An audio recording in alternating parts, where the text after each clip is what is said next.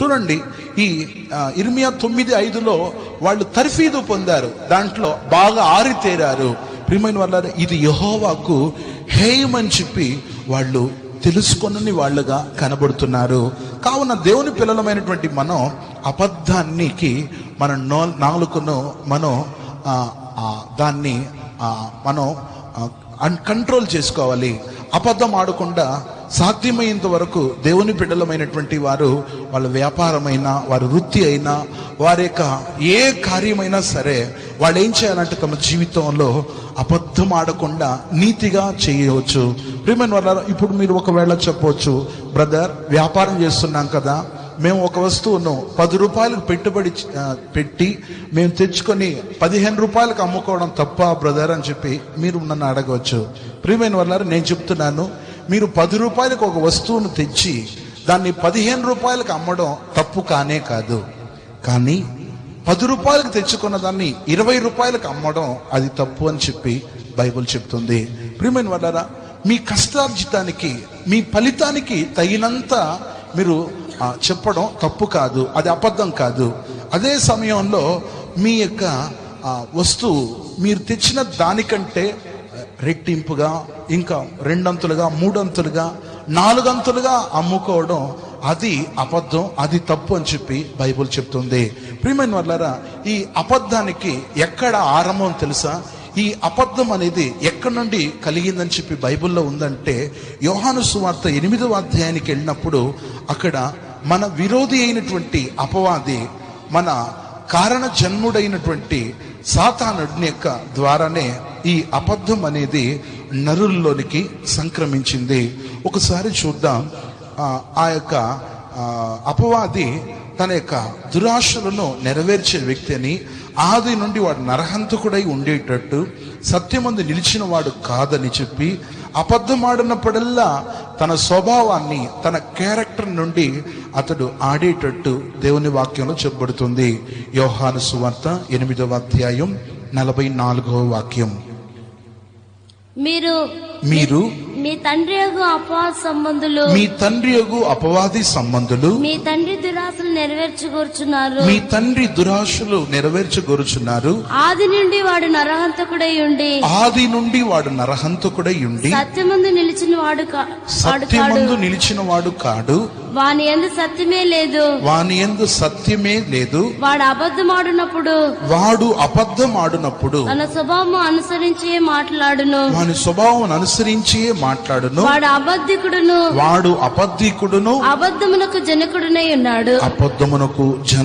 ఉన్నాడు. దేవునికి స్తోత్రం. చూడండి, అక్కడ 2 అనే అంకె ఉంది. వాడు అబద్ధమునకు జనకుడును అని చెప్పి 2 అని ఉంది. కింద ఏముంది? అబద్ధికునికి జనకుడై. అబద్ధికునికి జనకుడు అని చెప్పి రాయబడింది. అంటే అతడే మూల పురుషుడు. ఒక మాటలో చెప్పాలంటే అబద్ధానికి వేరు ఎక్కడ ఉందంటే, ప్రియమైన వాళ్ళ సైతాన్లోనే ఉంది.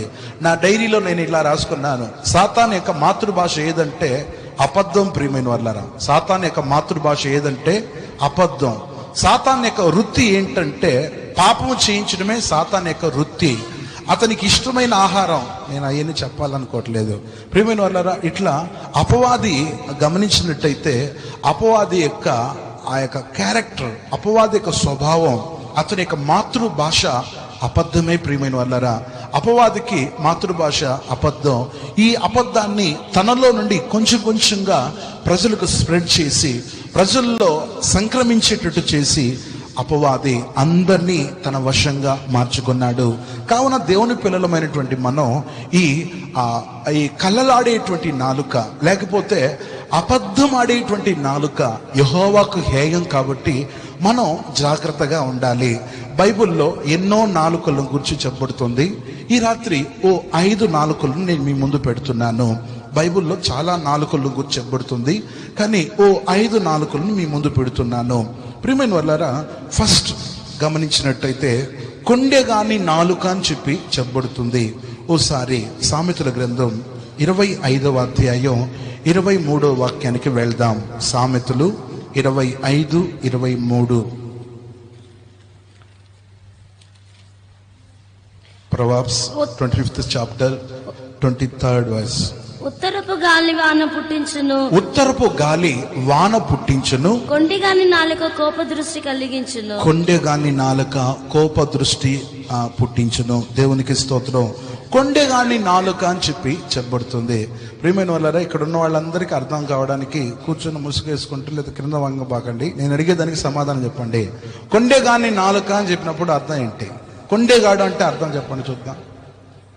కొండేగాడు, కొండెం తేలిగా ఉందంట. సరే, కరెక్టే. కొండేగాడు అంటే దానికి మన భాషలో చెప్పండి చూద్దాం. కొండేగాడు, కొండెములు అనే దానికి చెప్పండి చూద్దాం. కొండెములు చెప్తా ఉన్నారు అంటారు మేడం గారు. Very good. చాడీలు, లేని వాటిని ఉన్నట్లుగా చెప్పడమే ప్రియమైన వారా కొండెం అంటే.